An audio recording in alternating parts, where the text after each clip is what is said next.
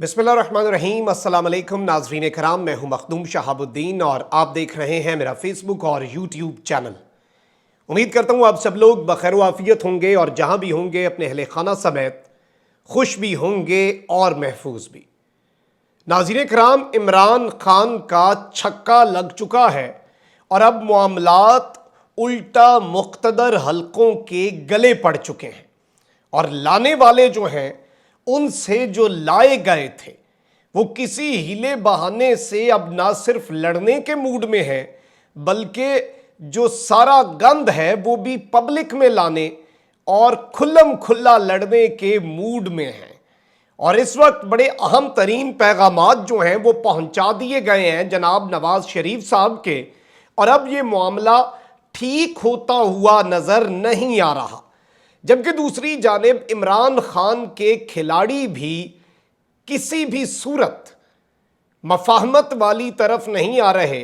धुआंधार innings और धुआंधार जो एक तूफानी बॉलिंग है वो कप्तान के खिलाड़ी इस वक्त जारी रखे हुए हैं, और जो एक प्रेशर बिल्डिंग टैक्टिक्स हैं वो इस वक्त बिल्कुल भी रोकने के मूड में इमरान खान का जो गेम प्लान है उसे देखकर आपको लग सकता है कि वो नहीं है। वो अपनी सियासी स्ट्रगल तो जारी रखना चाहते हैं, वो बैकडोर राब्ते भी जारी रखेंगे, वो मुज़ाकरात की राहें भी खुली रखे हुए हैं, वो ऐलानात के बाद तमाम तर चीज़ों के लिए जब इलेक्शन के ऐलान हो जाएंगे वो एक मेज़ पर आने के लिए भी तैयार हैं। लेकिन इसके साथ ही साथ इमरान खान ट्रस्ट नहीं कर रहे 100% किसी को भी, और इसीलिए बहुत से इनके खिलाड़ी जो हैं वो बड़े बड़े इंकशाफात कर रहे हैं। शेख रशीद साहब ने एक तूफानी इनिंग्स खेली है और एक इंटरव्यू दिया है, और इस इंटरव्यू के अंदर शेख रशीद साहब ने बड़ी आम बातें की हैं, मैं ये भी आपको सुनवा दूंगा। लेकिन जो अहम तरीन चीज़ है वो नजम सेठी साहब है, जो कि जारी बात है इस वक्त खुद साख्ता कभी वो DGISPR बन जाते हैं और कभी वो खुद साख्ता पाकिस्तान के वजीर इत्तलात बन जाते हैं और कभी खुद साख्ता वो सेक्रेटरी इत्तलात व नशरियात पाकिस्तान मुस्लिम लीग नवाज बन जाते हैं। तो बैक वक्त उनके पास खुद साख्ता तौर पर ये तीन बड़े अहम ओहदे हैं और उनके पास जाहिर बात है सारी बातें होती हैं। चिड़िया की खबरें उनकी दुरुस्त हों या गलत हों, एटलीस्ट उनका जो तज्जिया है वो भी बहुत ही गलत हो या सही हो, वो मियां मोहम्मद नवाज शरीफ साहब के जहन की अक्कासी ज़रूर करता है। वो मरियम नवाज शरीफ साहबा के जहन में क्या चल रहा है उसकी अक्कासी ज़रूर करता है। तो ज़रा उसे भी एनालाइज करना बड़ा ज़रूरी है। सबसे पहले तो शेख रशीद साहब ने बड़ी वाज़ेह बातें की हैं कि इस वक्त हुकूमत को बैसाखियों का सहारा है, और ये बैसाखियाँ सब जानते हैं कि ये कौन सी बैसाखियाँ हैं। लेकिन ये हुकूमत वही बात हो गई कि इसकी हालत उस अपाहिज की सी हो गई है, उस लंगड़े लूले शख्स जैसी हो गई है जिसके पास बैसाखियाँ तो हैं लेकिन उन बैसाखियों को पकड़ने के लिए शायद ये हाथ भी ना रहें, ये बाजू भी ना रहें, तो वो बैसाखियों को इस्तेमाल भी ना कर सकें। और ये जल्द बैसाखियाँ गिरने वाली हैं और हुकूमत धड़ाम से नीचे गिरेगी।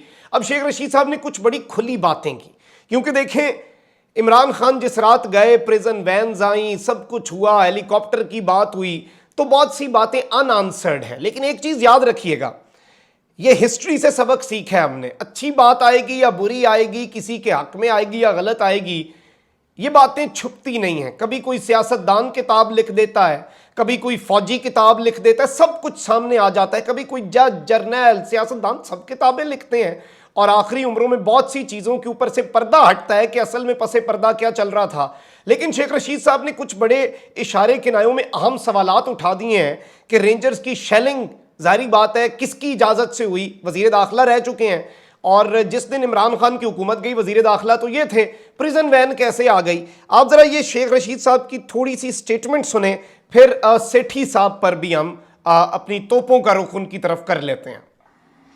9 अप्रैल की रात हेली आया था कोई पीएम? हेली तो आया या नहीं आया ये बात की बात है। पुलिस वैन मेरे सामने आई थी। किसने बुलवाई थी? पुलिस वैन ने कौन भेजता है? मतलब ये वो तो आपकी थी, वजारत दाखिला आपके पास थी सर। नहीं, वजारत दाखिला मेरे पास थी, लेकिन there is always face behind a case, एक चेहरा इसके पीछे भी होता है। तो वही तो लेकिन जानना अब ये जो रेंजर्स ने उस दिन किया वो वजारत दाखिला के हुक्म पे ये दहशतगर्दी की उन्होंने, और FC ने नहीं की। इसका मतलब है उसके कमांडेंट ने उसको नहीं कहा ये बात। اور آپ رینجر 25 مئی کی بات کر رہے ہیں؟ 25 مئی کی میں بات تو آپ کہہ رہے ہیں کہ 25 مئی میں کو نے باجوہ صاحب سے جس دن میری ملاقات ہوئی میں نے سیریس پروٹیسٹ کرنی ہے the role of Rangers with the ladies and the children and the common people. تو کیا آپ کہہ رہے ہیں کہ رانا ثناء اللہ نے نہیں کیا؟ رانا ثناء اللہ تو ویسے ہی شو پیس بنا ہوا تھا نا کہ میں یہ کر رہا ہوں. پھر کون کر رہا تھا؟ وہ صرف مجھے پکڑنے کے لیے ساری پولیس اور FIA اس نے لگائی ہوئی تھی. میری 3 بہنوں کے گھر اس نے ریڈ کروایا. جی ناظرین کرام، آپ نے شیخ رشید صاحب کی یہ سٹیٹمنٹ سنی اور ظاہری بات ہے وہ کہہ رہے ہیں کہ جب بھی میں اپنی فوج کے سپہ سالار سے ملا تو میں احتجاج کروں گا، اور اداروں سے محبت کرنے والے لوگ ہیں سب، تو جب دل دکھتا ہے یا کوئی اس طرح کی چیز ہوتی ہے تو آپ اپنے کنسرنز پہنچا بھی سکتے ہیں. لیکن یہ بڑی الارمنگ باتیں ہیں آبویسلی کہ کون کہتا ہے پولیس کو کہ چلے جاؤ اور یہ سب کچھ. تو یہ وہ کون تھا والی بات ہے کہ میں تیرا نام نہ لوں پھر بھی لوگ پہچانے کہ آپ اپنا تعارف ہوا بہار کی ہے. تو یہ وہ چیزیں ہیں جو بڑی عام ہیں. اب یہاں پر کچھ اہم ڈیولپمنٹس ہوئی ہیں، اور جو امپورٹڈ حکومت کا جس طرح سے میں نے اپنے ابتدائیے میں آپ کے سامنے ایک عرض کی تھی کہ ان کے پاس شاید یہ بیساکھیاں جو انہیں ملی ہوئی ہیں یہ پکڑنے کے لیے ہاتھ بھی نہ رہیں، اور اب فرسٹریشن میں اور اب اس غصے میں کہ ہم تو بھائی بری طرح پھنس چکے ہیں، یہ جتنا مرضی انہیں تسلیاں جو کچھ بھی ہو جائے یہ ان کا اندر یہ جانتے ہیں، خدا جانتا ہے یا پھر یہ 4-5 ٹوکرا صحافی ان کے جانتے ہیں کہ ان بیچاروں کے اندر اس وقت چل کیا رہا ہے، یہ کس اس وقت ذہنی کرب میں مبتلا ہیں کہ ان کے ساتھ ہو کیا گیا ہے اور ان کے ساتھ ہونے کیا والا ہے. اوپر سے جو نواز شریف صاحب ہیں وہ تو اپنے چھوٹے بھائی کے اوپر جتنا غصہ ہوں گے، مجھے نہیں لگتا کہ پوری زندگی میں اتنا غصہ ہوا اس وقت ہوں جتنا پائل اپ ہو کے ایک سرٹن پوائنٹ آف ٹائم میں وہ شہباز شریف صاحب پہ غصہ ہے کہ اس کا شیروانی کا شوق، اس کا قوم سے خطاب اور 4 غیر ملکی دوروں کے شوق نے پوری سیاسی سٹرگل، بیانیاں، ہر چیز تہس نہس کر دی. مشرف صاحب کو واپس لانے کے لیے تیاریاں ہو رہی ہیں، تو آپ خود اندازہ کر لیں کہ کیا صورتحال ہوگی ان کے بیانیے کی. اب نجم سیٹھی صاحب نے پیغام دیا ہے کہ اگر اسٹیبلشمنٹ نے حکومت کو مہلت نہ دی، یعنی کہ اگر ہمیں ٹائم نہ دیا اس حکومت کو، تو معاشی بربادی کا جواب اسے خود ہی دینا پڑے گا. یعنی کہ اسٹیبلشمنٹ کو یعنی آپ اندازہ نہیں کر سکتے. یہ ضرورت کے وقت وہی بات ہے کہ یہ پاؤں پکڑتے ہیں اور جب ضرورت پوری ہو جاتی ہے یہ ادھر سے ہی اٹھتے ہیں اور انہی پاؤں سے فوری اٹھ کر آپ کو سمجھ نہیں لگنے دیتے اور آپ کا گلا پکڑ لیتے ہیں. گلا پکڑتے بھی نہیں، دبوچنے پہ آ جاتے ہیں. اور انہوں نے پاکستان کے مقتدر حلقوں کو جتنا متنازع بنانے کا پلان اور ایک منصوبہ اٹھا رکھا ہے کہ کبھی یہ سپورٹ کر کے اور پھر جب ان کا کام نہیں بن رہا ہوتا، اور اب ظاہری بات ہے انہیں کنسرن ہے کہ حکومت کو مہلت نہیں دے رہی ہے اسٹیبلشمنٹ اپیرنٹلی، تو یہی لگ رہا ہے نجم سیٹھی صاحب کی بات سے.